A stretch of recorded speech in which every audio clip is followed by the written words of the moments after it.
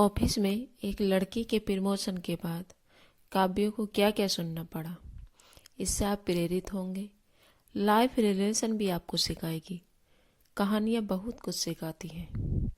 कहानी अंत तक जरूर सुने।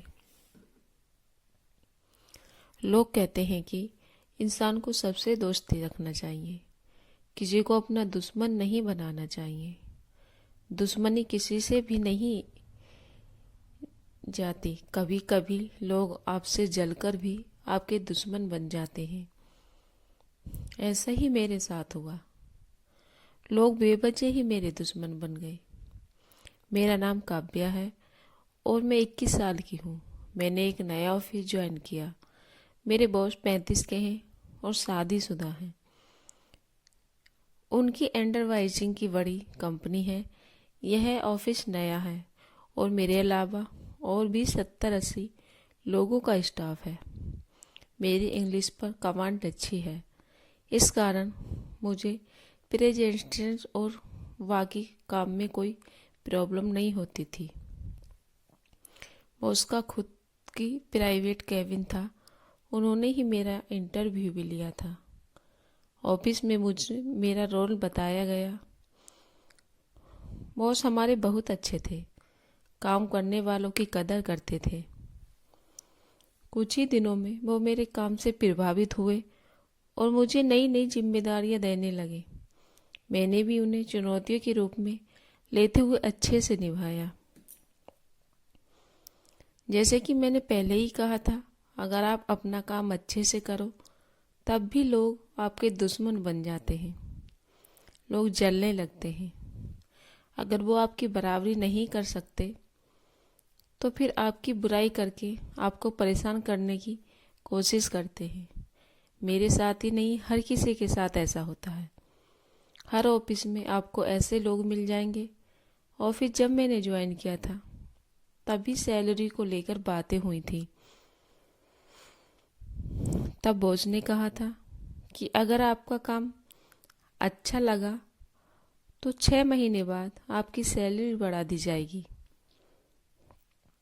बॉस मेरे काम से प्रभावित हुए और जैसा कि बात हुई थी, मेरी सैलरी को बढ़ा दिया गया।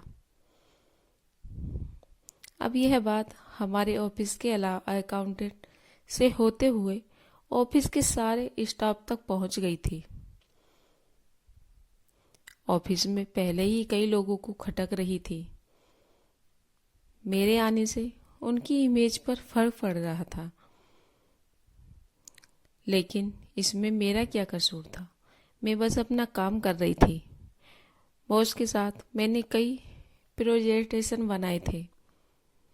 इस कारण मुझे बॉस के ऑफिस में ही ज़्यादा देर तक काम करना पड़ता था। मेरी सैलरी बढ़ते ही कई लोग जो अपना काम तो ठीक से नहीं कर पाते, उन्होंने मेरी काबिलियत और मुझे नीचे दिखाने के लिए बुरा कहना शुरू कर दिया। वो ऐसे लोग हैं जिनके घर में उनकी बहन और बेटी होती हैं, लेकिन फिर भी दूसरों पर कीचड़ उछालते हैं। मेरा नाम मेरे बॉस के साथ जोड़ने जाने लगा और सैलरी बढ़ना भी उसी से जोड़ दिया गया। झूठी और इसी तरह की बातों से सभी को रस आता था। यह बात ऑफिस की मेरे दोस्त ने मुझे बताई।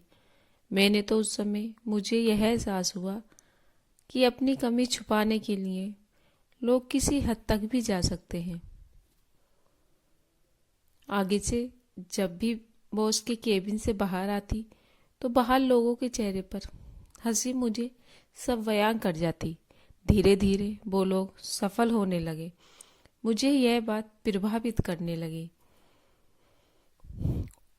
और इसका असर मेरे काम पर पड़ने लगा। मेरे बॉस को भी मेरे चेहरे और बातों से पता चल गया था कि मेरे साथ सब नॉर्मल नहीं है। मैंने सोचा कि मुझे यह ऑफिस छोड़ देना चाहिए और इन लोगों का चेहरा भी मैं अब ना देखूं। करीब 20 दिनों के बाद मैंने अपना ऑफिस छोड़ने का फैसला किया। मैंने अपना रिजाइन लेटर टाइप किया और बॉस के केबिन में चली गई। बॉस को मैंने रिजाइन लेटर दिया और कहा कि सर मैं जॉब छोड़ रही हूँ। बॉस को जैसे शौक लगा। उन्होंने पूछा क्यों, क्या हुआ, और कहीं जॉब मिल गई क्या? मैंने कहा नहीं, अभी घर में कुछ दिन रहूंगी। बॉस को यह सुनकर अजीब लगा। उन्होंने कहा मैं पिछले कुछ दिनों से देख रहा हूँ कि तुम्हारे काम पर असर हुआ है। क्या हुआ तुम मुझे बता सकती हो?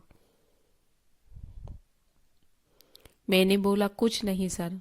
बॉस थोड़ी देर चुप रहे, फिर उठकर मेरे पास आए और कहा कि देखो, अगर तुम्हारी पर्सनल लाइफ में भी कुछ प्रॉब्लम है तो तुम मुझे बता सकती हो।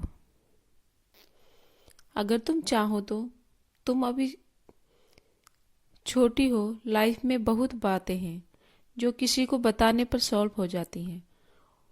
वो बोले बॉस नहीं तो अपना बड़ा भाई समझकर मुझे बता दो। उन्होंने जब यह कहा तो मेरी आंखों से आंसू आ गए। मैंने उनको ऑफिस में चलने वाली बातों के बारे में बताया।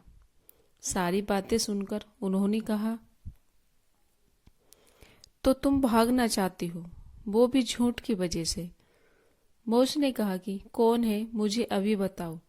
हमारे ऑफिस में किसी भी तरह का हरास स्वीकार नहीं किया जाता है, मुझे बताओ। मैंने कहा ऐसे मुझे किसी ने डायरेक्ट नहीं कहा। उन्होंने कहा कि जाओ, लेकिन मैं इतनी गारंटी से कह सकता हूँ कि जहाँ भी तुम जॉब करोगी वहाँ भी ऐसे लोग होंगे। ऐसे लोग हर जगह मिलेंगे। ऐसा ही होता है। पहले लोग तुम्हारी बराबरी करने की कोशिश करते हैं, फिर जब वो नहीं कर पाते तो वो बुराई करते हैं। फिर भी अगर तुम्हें फर्क नहीं पड़े और तुम अपना काम करती रहो तो वो हार कर चुप हो जाते हैं। तुम्हें अभी भी नौकरी छोड़ना है तो तुम जा सकती हो, लेकिन जब तक तुम कमजोर और भागोगी, लोग तुम्हें भगाते रहेंगे। उनकी बातों से मुझ में एक नई शक्ति आई और मैंने अपना फैसला बदल लिया।